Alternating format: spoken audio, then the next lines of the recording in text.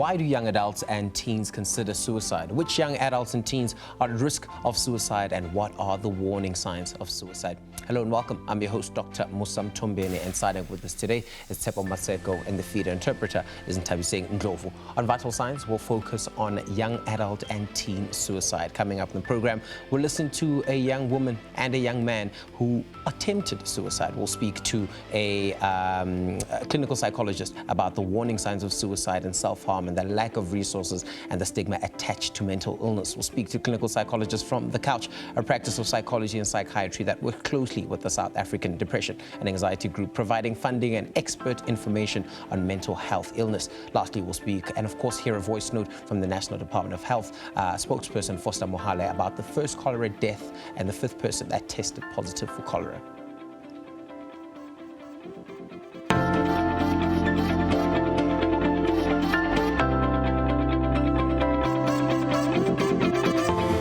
Remember that you can be part of the show today by asking the guests that we'll have on any question that you have on your mind by simply sharing your view on what we're discussing. The number to call is 011-714-0677 or 011-714-0678. Also available on social media on Twitter at SABC Vital Signs or Facebook SABC Vital Signs. The show continues after this.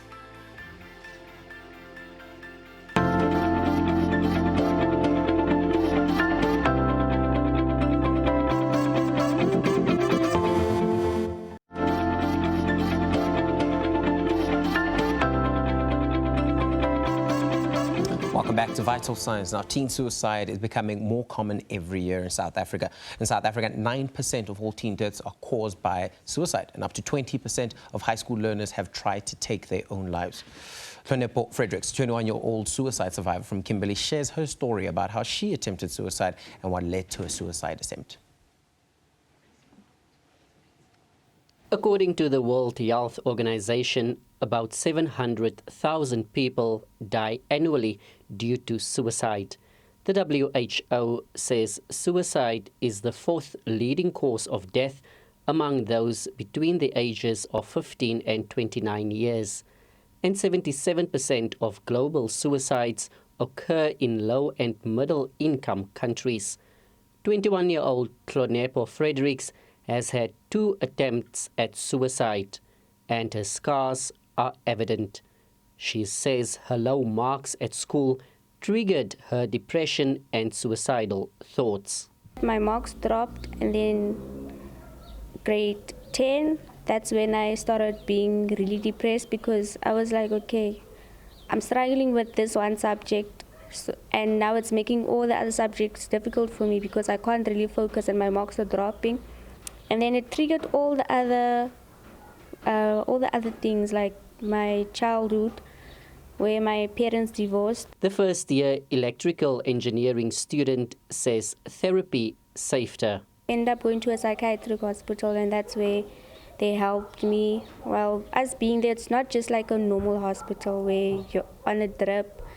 All you do is go to the toilet and go back to bed again. It was a place where there were activities like group therapy sessions where we'd also do like activities, we'd paint. The South African Depression and Anxiety Group, SADC, says they are doing their best to assist suicidal young people. There aren't enough spaces and aren't enough resources in that manner. But I do think the more that we have these conversations, the more that we're changing this narrative, right, the more awareness we create, we are definitely going to start changing that narrative in a big way and say that we need these resources. We need spaces where teens can go when they are struggling, when you have to refer them, when, you know, they need that more treatment that's more holistic. Gordon says teenage boys tend to bottle up their emotions, and phrases such as "boys don't cry" are not assisting the cause, as teenage boys are more likely to die by suicide than girls. But that speaks to that, right? It speaks to the fact that females tend to talk a lot more, right? If a girl is feeling sad, what's going to happen? She's going to talk to her friend, she's going to talk to her mom, she's going to talk to her older sister or aunt, whereas boys might not feel like they're allowed to have these conversations. They might feel like, oh, you know what, I'm feeling down and I'm feeling low, but I need to deal with this. I need to keep it in because I have to be strong. Fredericks is now passionate about assisting those who are feeling depressed and suicidal. There's a few people around me that are close to me that are also suicidal. So me telling them that, okay, this is not worth it. I even show them my scars that, okay, look at my scars. I tried doing it. I failed. So it's not worth it. I just like motivate them to do better or tell them to, okay, rather try some breathing exercises if you're suffering from anxiety. For professional assistance, those battling with anxiety and mental health are encouraged to contact the South African Depression and Anxiety Group on these numbers. Reginald Witboy, SABC News, Kimberley. After the break, we speak to Sikanda Kala, clinical psychologist, about the warning signs of suicide and, of course, self-harm. Stay with us.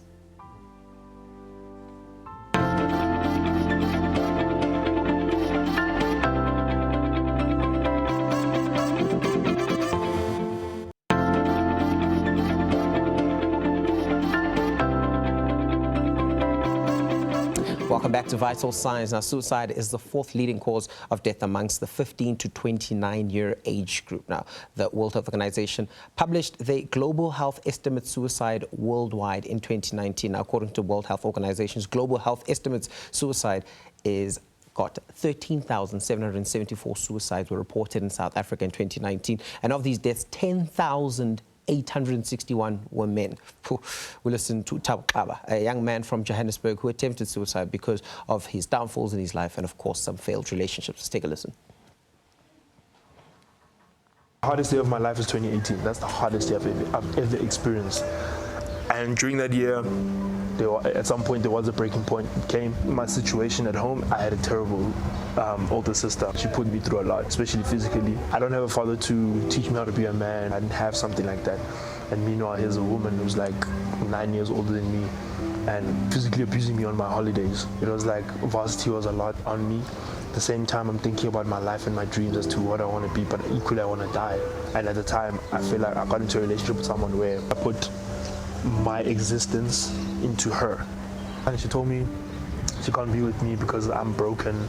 I think all of those factors of fighting and people not wanting to see me succeed and me thinking about everything that's happened in my life as a kid and all that, it was starting to build up. It had built up. And now it was like, at that point of like, I'm gonna burst. Following morning, I woke up, I just took like these Allergex pills, purchased alcohol, started drinking. Now, what stopped me from taking more is because my sister called me, but something that she said that made me stop. And I was like, yeah, I'm not doing this. That weekend, I think, was the definitive weekend. And I think that's the weekend where a lot of people close to me at the time told me that I have to go to a Kiso or I have to go to a place where I find help because they care about me, but they can't help. They don't know how to help me. And I think when you see people support you, even more, you start to like, it makes you be like, man, maybe I gotta try it.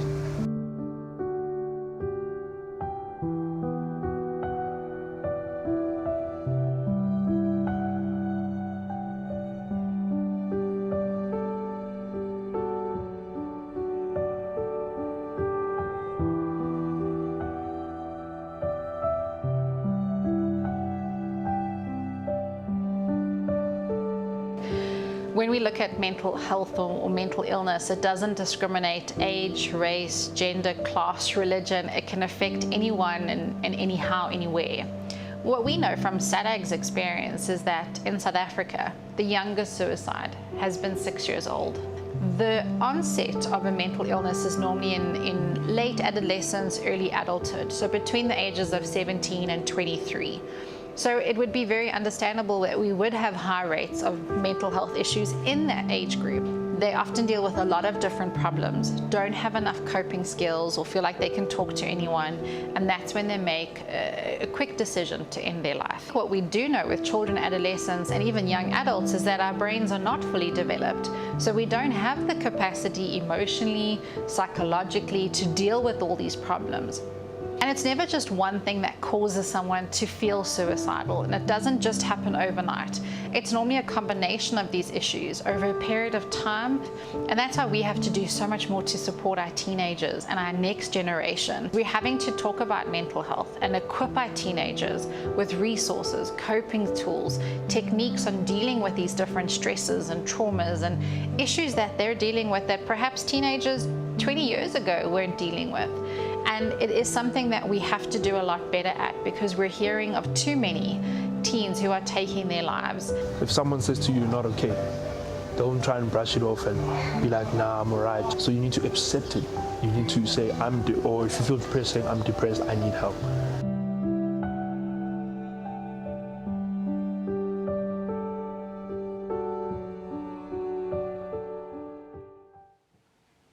We take a close look at the mental health of South African youths and how we can help bring these suicidal tragedies to an end. Joining us to unpack the warning signs and how to tackle this conversation that is suicide and self-harm.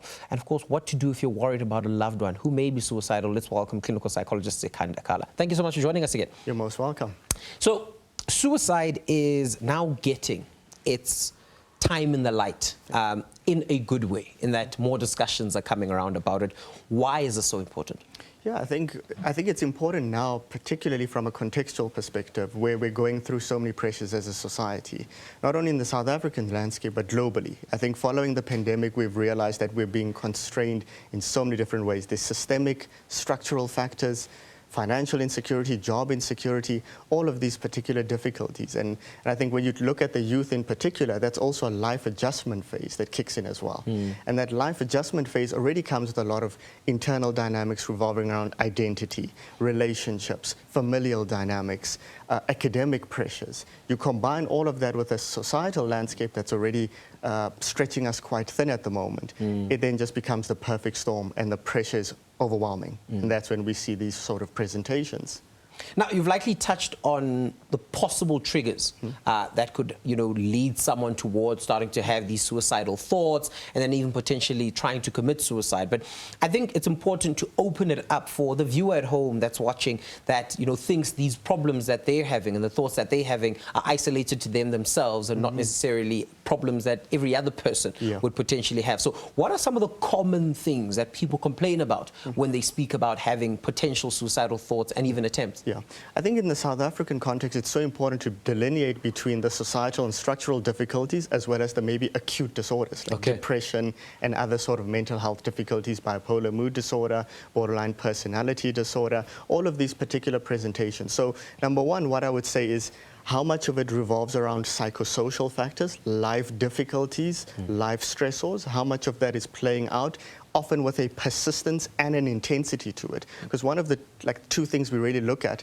is the duration of something. So how long is this? Because all of us have transient mood fluctuations where we're triggered in some form of sadness or something like that, some disappointment. But when something persists beyond a certain point, and you're seeing that this is more often than not something that's part of my presentation, that's when we need to focus on it a little bit more and say, hey, maybe what's going on here? Why is this persisting for so long? Then we also look at the intensity or the severity of it. So how intense are the thoughts of self-harm?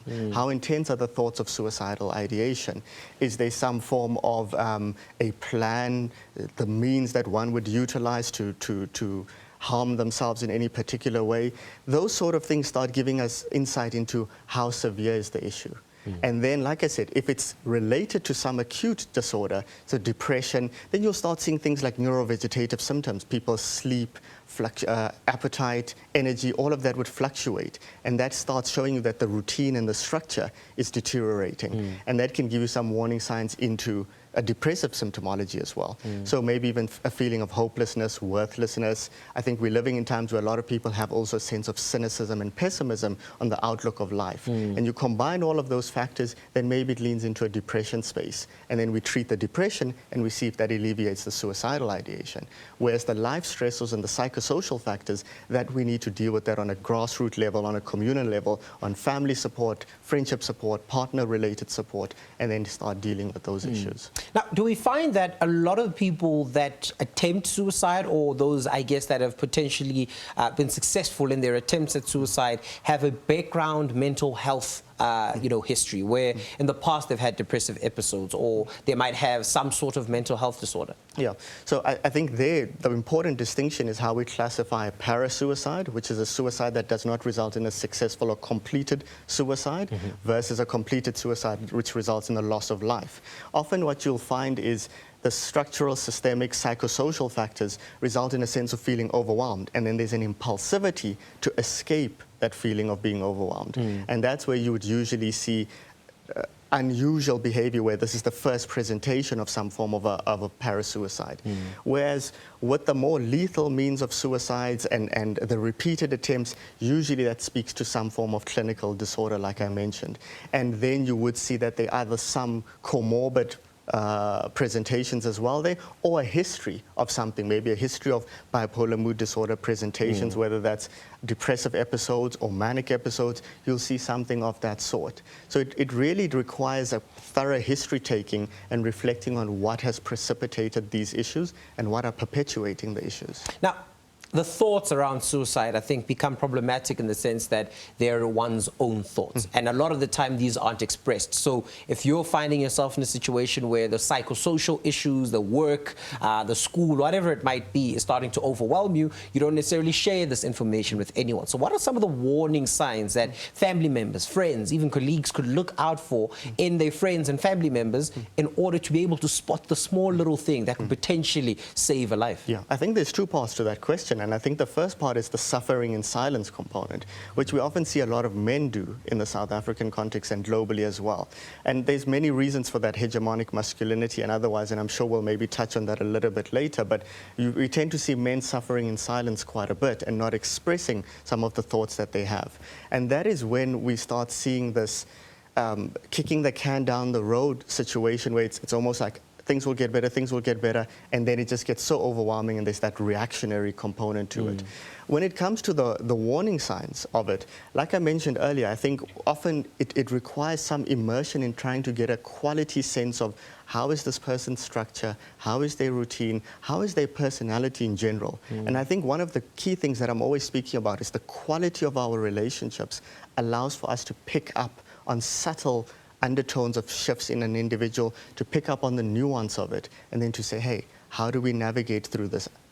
How do I even communicate with you about some of these things? I'm realizing you're struggling to get out of bed, you're not really functional, you're struggling to keep your hygiene in order, your place looks like a mess, you're struggling at work, all of these particular things. But those conversations can only happen when there's a quality, long-standing relationship where we feel comfortable to express our difficulties, and then the next person also has the emotional sensitivity and empathy to handle the conversation with a good amount of sensitivity. Now, we've spoken to this idea that men suffer the most with respect to successful suicides. I mean, that number was just above 10,000 of the 13,000 deaths that we'd found. How does that and what contributes to that number being so high? Yeah, I think the key thing there is that speaks to higher completed suicides. And what you'll find, the reason for that mostly among men, and we know that men 4 to 5 times higher outcomes of completed suicide. And often what you'll find there is, like I said, postponing getting some assistance. Men generally don't want to go see their practitioners. They don't generally want to open up about their emotions. Rooted much in hegemonic masculinity, which is the predominant form of masculinity. Yeah, that's what I'm going to unpack now. It's the predominant form of masculinity in a society that defines what being a man is at the time. So if you subscribe to this, you're included in the social landscape, and if you do not, you're then excluded and ostracized and seen as less than a man in some sense. So you think of the classic macho man and men don't cry and all of those sort of undertones. And that's when it almost creates a societal undertone of let's not be vulnerable with our emotions, let's not communicate about them. And that results in bottling it up, repressing, suppressing those emotions, avoiding those emotions, but they get bottled up and eventually they explode. And often also at the same time, because there's lack of communication, there's less support systems in place, less forms of guidance, assistance, and anything that can contain the situation. And then ultimately, men end up resulting in utilizing more lethal means for their suicide attempts. So whether that's utilizing a firearm, whether that's hanging relative to other forms of attempts of suicide. And those forms that are more lethal will result in more complete suicides. So that's the unfortunate picture that we sit with. So what does it look like for women, on the other hand? I think we're seeing the numbers. We know that for men, they become more successful in suicide. What do women, who I'm assuming would naturally have just the same kind of social problems that, they'd have to deal with, but their numbers for successful suicides are lower? Yeah. Often you'd find it's identical presentations of difficulties. However, women do speak a bit more about their difficulties, whether that's with a friend, a family member, in the community space. There's a little bit more openness to unloading some of those difficulties. And then it doesn't become an individual suffering in silence, but it becomes more of a communal support system that catches individuals before it gets to the intensity where lethal means are being utilized. Well, we continue our discussion with you a little bit later on, and of course, that is Sekanda Kala, clinical psychologist. After the break, we'll speak to Deborah, who is a clinical psychologist from The Couch, a practice of psychology and psychiatry that works closely with the South African Depression and Anxiety Group, providing funding and expert information on mental health illness. Stay with us.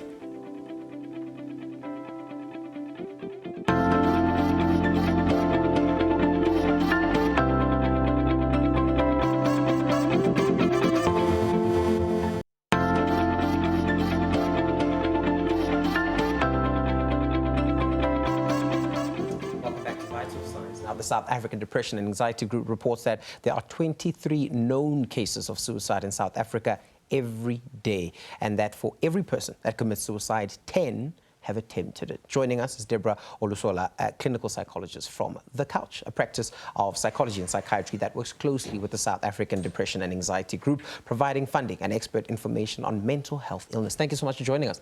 Thank you for having me. So I think let's start off with awareness. And I think this is the part of the show where we need to speak about awareness because it's so important. Why is it so important to speak about ways and avenues in which people can find a place to go speak about their problems? It's important because we need to mobilize knowledge, we need to mobilize resources for people. Because at the end of the day, people need information. And with information, people get empowered. And with that empowerment, we can reduce the risk of people's mental illnesses getting worse or people attempting suicide. We're trying to avoid that. And we want to rather increase the risk or the factors of help-seeking behaviors, getting support, treatment, management, building up resilience, going for therapy, and so forth. So that awareness it's there in order to give people that knowledge, that ability to help themselves and talk about whatever it is that they're going through at that particular point in time. Now, something that was highlighted a little bit earlier on is that we all go through something. Life has its challenges, but it appears that some people don't necessarily know how to cope with certain things more than others. And that may be secondary to, organic causes, someone that has an underlying mental health illness and things like that. And a big one that comes when we speak about suicide is this idea of depression and suicide. Why do these two a lot of the time go hand in hand? And I think the idea comes or boils down to the feeling of hopelessness. Okay. That's something that that links the two of them together. People don't know what to do. People don't see a way forward. They don't see a way out.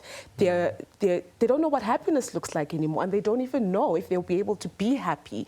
So now they dwell in that feeling or motion of hopelessness, and it becomes a physical pain for them. From a mental pain to a physical pain. And it's uncomfortable and it's overwhelming. And then the next thought is that people want to find a way out. And that's why sometimes people now start to consider suicide because they feel nobody understands them, nobody's walking in their shoes, nobody can really truly grasp their current situation at the end of the day. And so that's why we have now situations where people actually complete suicide.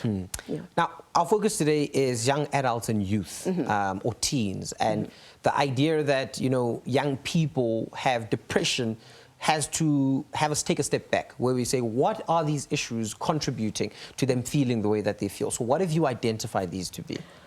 Physiological needs, you know, people are still struggling with basic, you know, access to basic needs, you know, water, electricity, proper housing. Next is security needs in terms of jobs and furthering their studies. Relationships that, in terms of the household, romantic relationships, there's discord, people don't feel connected, people feel isolated. Self-esteem issues, people have gone through trauma, they've had childhood-related issues that have been affecting them, that have affected their self-esteem, self-confidence, and people are still struggling with their identity. The youth are struggling with identity, sexual identity, religion, and so forth. So those are the factors that we have been able to see in terms of mental health that are affecting the youth and adolescents and the teens and contributing to the increase in depression and suicide rate. Why is it so important to speak about the importance of parents, caregivers, teachers, principals at schools, even the community at large, to recognize and speak about mental health and its effect on, you know, young school-going kids specifically, and helping to identify these issues? I live by this principle, each one help one.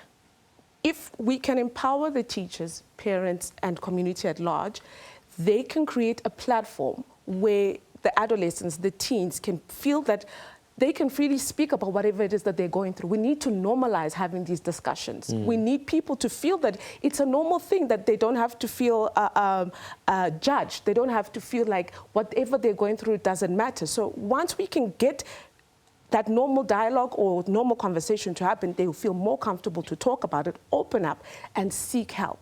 That's what we want at the end of the day. We want to improve help-seeking behaviors so that we can reduce the risk of something worse happening in the long run. Now, you speak of support being this one-on-one thing, but, you know, even the one helping the other, it becomes a community of helpers, and that spreads and becomes something else. So let's talk about the South African Depression Anxiety Group and why it's so important that facilities like that exist in order to assist those that might not have that one person to help them. Yes, the South African Depression Group have been amazing. They are a non-profit organization, and they really work with all kinds of demographics. They work with the old, the young, couples, families. So they provide counseling. They have telephonic counseling that they offer. They offer support groups, especially online, and they're doing amazing with that. They do these rural and community outreach programs. They do quite a lot of media outreaches. They do what else do they do? A lot of media campaigns and psychoeducation. So they're really at the forefront of getting information and resources out to as many people as possible, providing information. Do we do enough with respect to having enough resources or allocating resources to mental health and issues around mental health? Unfortunately not, because currently 5% of the national public health budget goes to mental health. That is so small. And within that 5%, it goes to, it's more hospital-centered. And then the focus is mainly on inpatients and then some specialized psychiatric facilities. But what about outpatients? What about rural communities? Community care programs, there's a large gap in those areas that where we can fully empower people to actually help the community at large.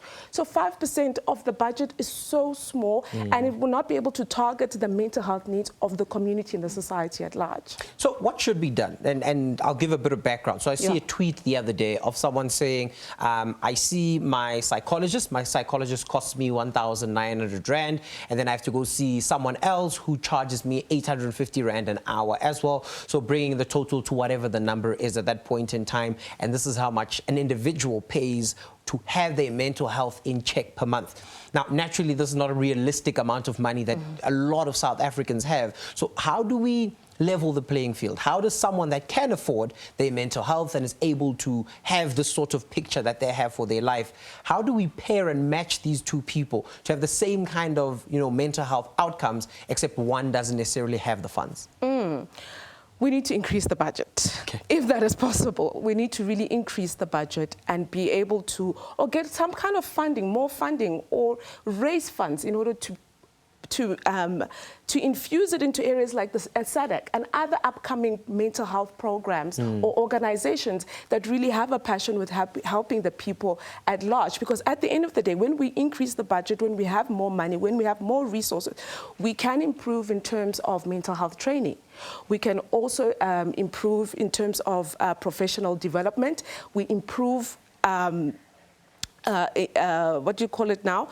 Referral systems. We need proper referral systems. We need more human resources. We need to be able to expand and support community cares. We need to also develop screening tools, universal screening tools, in order to catch these mental illnesses as early as possible and make diagnoses. So the more we can invest, the more attention we can give, the better it will be, especially for those who cannot afford mental health services. Now, to wrap up our discussion, and I know you likely touched on it earlier, on this idea of what can one do to assist their fellow man in achieving mental health success or healthiness, as I should? Okay. I think, number one, speak to that person. Ask them. Talk to them. They are more than able or capable to express their needs. They need that space to be able to talk about it. Okay. They need people who are willing to listen. A lot of the times people feel so disconnected from communities, from families, from homes, from so many places. So facilitating that connectedness is important. Secondly, being there for that person, knowing that somebody cares for them is very important to that person. Thirdly, it's also being able to ensure that they are connected to the right organizations, support systems, hospitals or clinics, or wherever they can get help if it is beyond your scope to be able to help that person.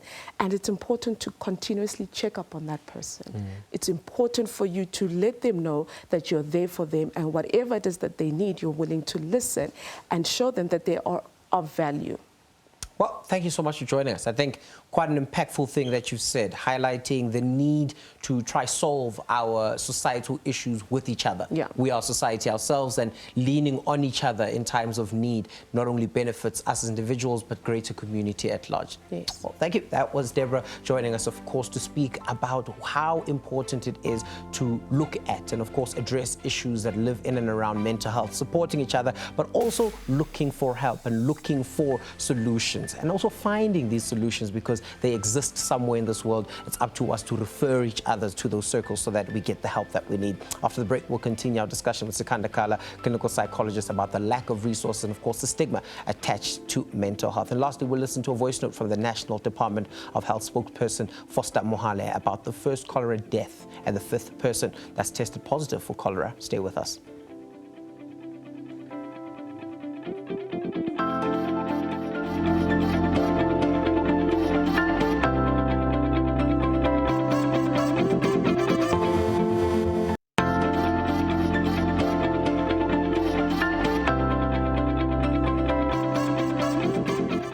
Welcome back to Vital Signs. Now in South Africa, in addition to a lack of resources, there is stigma attached to mental illness. People living with mental illnesses are perceived as being crazy, being under spiritual curses, being weak, or simply just misunderstood. Now we continue our discussion with Sikanda Kala, clinical psychologist, about the lack of resources and the stigma attached to mental illness, as well as treatment options that we can look at. So welcome back. Okay. Let's speak around prevention. So I think, you know, it's always good to say that this is how we can treat and this is how we can find, but what are some of the big things that we need to look out for when we speak about preventing mental health issues that end up leading one to suicide? Indeed. I think first and foremost is awareness. You know, when we talk about resources, I think we need to start dedicating a whole lot more resources to awareness campaigns, to psychoeducation, to making sure that individuals sit in a space where they are informed about what to look out for. Because there's going to be a lot of unlearning and relearning that needs to take place in the mental health landscape. I'll give you an example.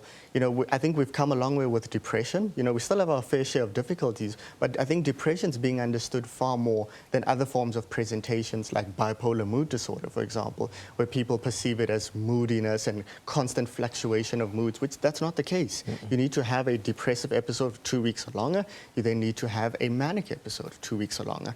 And you can hear there's a certain persistence to that that goes beyond the transient mood fluctuations that we have on a daily basis. So I think breaking that sort of stigma, even if you look at things like dementia and how the elderly are just dismissed as senile, or they're just saying things that don't really make sense, but we don't have a strong awareness on dementia, Alzheimer's, and other forms of presentations there as well. And you see it even in the subtle ways in which we communicate, like the lack of distinction of awareness between antisocial versus asocial.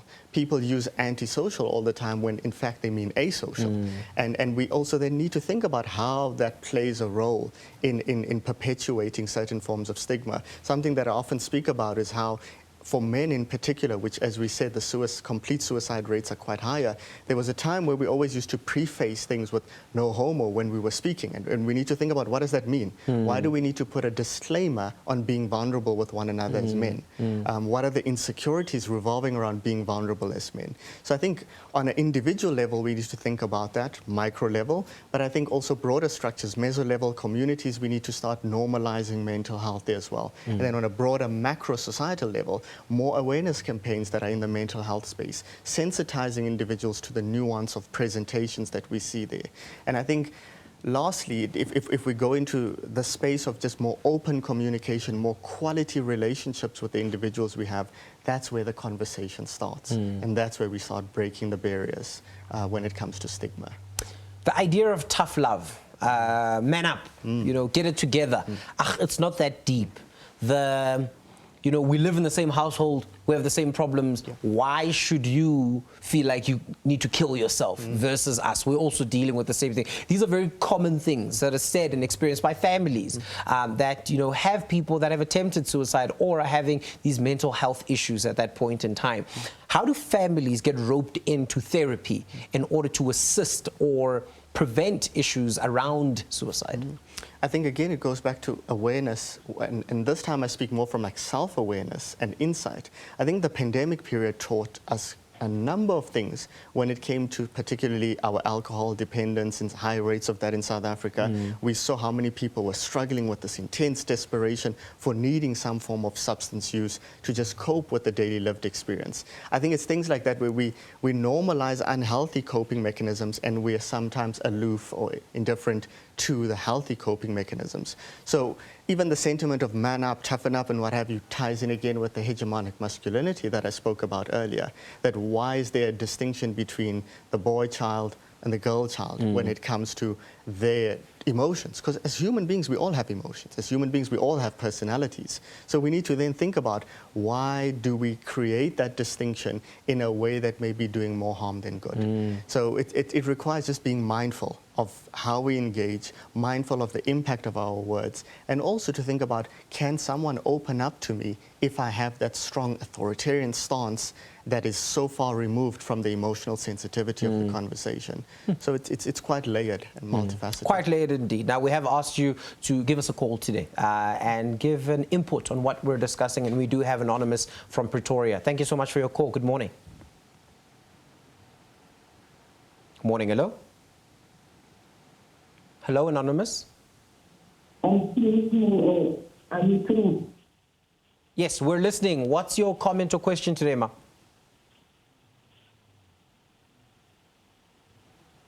Hello. My phone is not audible. I don't know what's going on. We can hear you now, ma. Can Yes, we can hear you clearly. You can continue. let me go outside. All right. While she settles herself, and we'll come back to her in a little bit, the idea of stigma is an important one to look at as well. No one wants to be the butt of jokes. No one wants to be labeled as something, labeled as the person that attempted suicide and things such as that. So it plays a big role in the space that we're talking about today. Why is stigma such an important thing to try battle? Because I think it leads to shame, embarrassment. When we think about shame and embarrassment, those are impediments to communication. And when we say impediments to communication, we're ultimately then saying suffering in silence, which then is, again, the repression and suppression of all of the impact that one is sitting with. And that's when it gets bottled up to the extent that it just explodes at some point.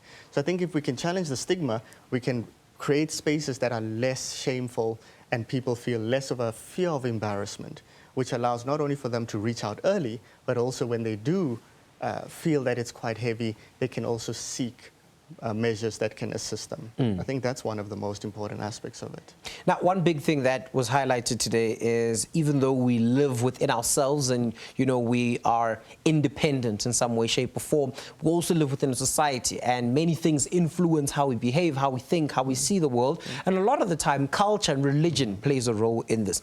How does culture and religion shape how we think about ourselves and the potential effect on whether we'll commit suicide or not? Indeed, I think that's such a pertinent point, because earlier I was talking about how the elderly can be dismissed as, you know, you're just senile or you're just old and you're not really making sense, and that could dismiss some form of Alzheimer's or dementia presentation. But I also think equally so, if you look at psychotic spectrum disorders, schizophrenia, manic presentations as well, individuals just label it as crazy or sometimes perhaps even witchcraft, which is then informed by a whole array of spiritual and cultural undertones to that, because it then means how we approach it will be relative to the way in which it is conceptualized.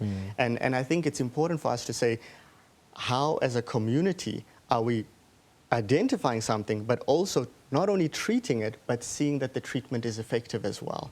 And I think that requires some level of a holistic approach where we integrate the societal, the cultural, the spiritual, the religious. You think about the landscape in South Africa, you know, it's so interesting because on social media it seems quite liberal and quite open, but I think on the ground there's still a very conservative approach. So you'll go on social media and you think, hey, we're free to speak about what we want to speak about, shame-free, but then on the ground, for many, many communities, that shame, that stigma, that embarrassment is still permeating through the landscape. And I think we need to think about how do we merge those two worlds where we say we're not in this echo chamber, in this bubble of it's liberal on social media, but in conservative on the ground. How do we bring the two together where we're having a more realistic conversation of what is actually happening? I think that's important. It seems that we've got Anonymous back on the line. Hello, Anonymous. Hello, Anonymous. Hello. Yes, ma. How are you? I'm next to a heavy traffic. I don't hear a thing. Can you hear us clearly, ma? I can't because of the noise the car made. It's fine. So we can hear you. So if you could just do me a quick favor and just tell us your story so we can get to potentially assisting you with that. Anonymous? You know, I wish I could be speaking to somebody face to face. Okay. Because I'm depressed. Okay, you're right. Let's do this, Anonymous. We will take your phone number and we'll get in touch with you and have someone see you, because the producers have obviously let me know what the issue is, and I'll pose it to our guest today and we can continue from there. But we're going to take your phone number so that we can assist you in getting the help you need, okay? Right. So the question that Anonymous has is that her background is that she's in an abusive relationship. She's asked her partner for a divorce, but he refuses to have a divorce or even have that discussion. And lastly, she's feeling suicidal. And I think in just trying to have an interaction with her now, she sounds stressed. She sounds like someone that is on edge about her situation, a situation that is quite common in South Africa, sadly. How does one approach the situation? How does one overcome such a situation without needing to resort to physically harming themselves? Yeah. I think there's so many issues that this caller has presented our way as well. You know, even if you think about her saying she needs to speak to someone face to face and what have you, it brings in conversations of accessibility as well. You know, I think we live in a context where we're integrating digital approaches to things, but for a huge part of the population, accessibility is still difficult. And you bring in load shedding presentations and all of these particular things, you just start realizing that people seeking help, it becomes far more difficult than anticipated. But then to go on to the actual question as well, I think in an abusive relationship of that sort, particularly when there is the sentiment that the individual has expressed that they want to exit the relational space and that's not happening, I think it becomes so important to mobilize support systems. Because in that moment, you could find that the person has been stripped of all of their support systems, and that is why they're in a state of distress and feeling helpless, like, where do I go from here? And we know that when we come together in a cohesive manner, we slowly but surely start figuring out ways to collaborate. You know, from a mental health perspective, one of the big things that I've always said is, how do we integrate communal, collaborative approaches so that we can slowly but surely help one another. And I think that's what's going to be so essential here.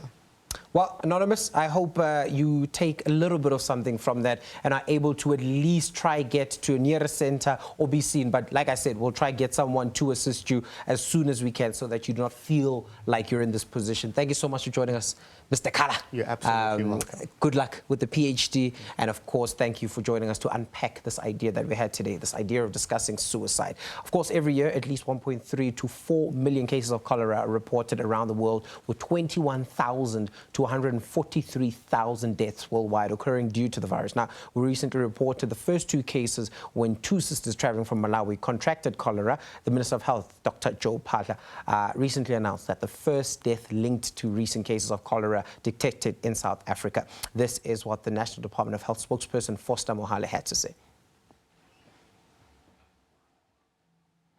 The Minister of Health, Dr. Joe Phaahla, would like to announce first death linked to the recent cases of cholera detected in South Africa as the number of laboratory-confirmed cases rises to 5. This follows an announcement of 3 cases a few weeks ago.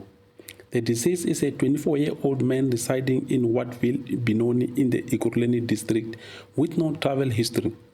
The patient presented with diarrhea and was admitted at Tambo Memorial Hospital. His results confirmed positive status, and sadly, he passed away a few days later. One of his contacts is still in hospital, and further investigation is being conducted. The other case is a 28-year-old man residing in Alexander Township with no local or international travel history. The patient presented himself at the Edenvale Hospital experiencing diarrhea, vomiting, and body weaknesses, and his test results came back positive. The department will advise the bereaved family and undertakers of the safe burial precautions to prevent the spread of the disease. Members of the public are urged to maintain hand hygiene to prevent possible transmission.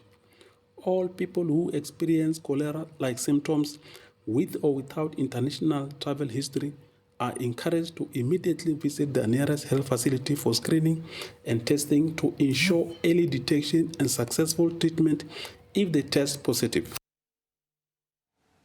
So let us remain vigilant, let's remain aware, and let us stay hygienic in all the attempts that we have.